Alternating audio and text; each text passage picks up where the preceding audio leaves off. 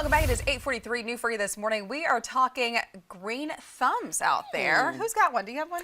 Well, I don't, but you know, you and Catherine Noel, y'all probably got a little piece of it that can rub off on me. There you go. There you go. Catherine more so than me. It is the first day of spring, and what better way to celebrate than by getting our hands dirty? Yes, many people think of the season as a time for renewal, and this morning, South Carolina's own Myra Ruiz is live in Lawrence with some gardening tips. Myra.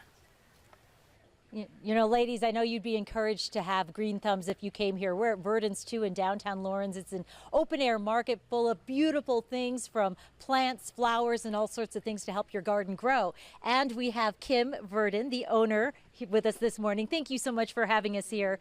I guess one thing to keep in mind is that plants are a lot like people, right? They need a lot of TLC. They do.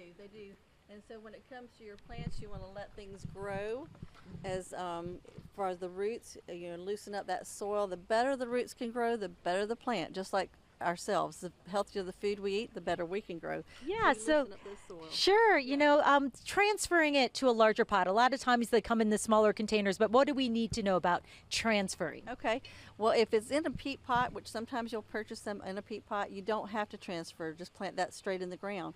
But when you get your new tender plant fresh out of the greenhouse, loosen the soils, go to a little bit larger pot, you know, even this size right here, so it can have time to establish and get those roots growing.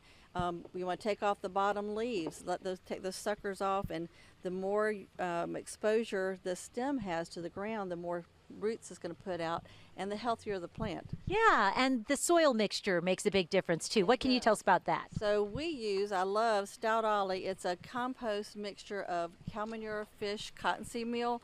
It's been aged for 2 years, doesn't smell, won't burn. It's Mater Maker. It makes tomato plants thrive and jump. And so you want to just put that nice loose mixture in there and give them all that space to grow and get established. Yes, and then you know, it's the time of year when we don't necessarily want to bring things outside yet, right? Exactly. These are fresh out of the greenhouse. They are tender, young. They've had a perfect oasis. So right now we're going to take these out during the day when it's nice and sunny and warm, bring them in the evening, especially tonight with 35 degrees. That's a little too much.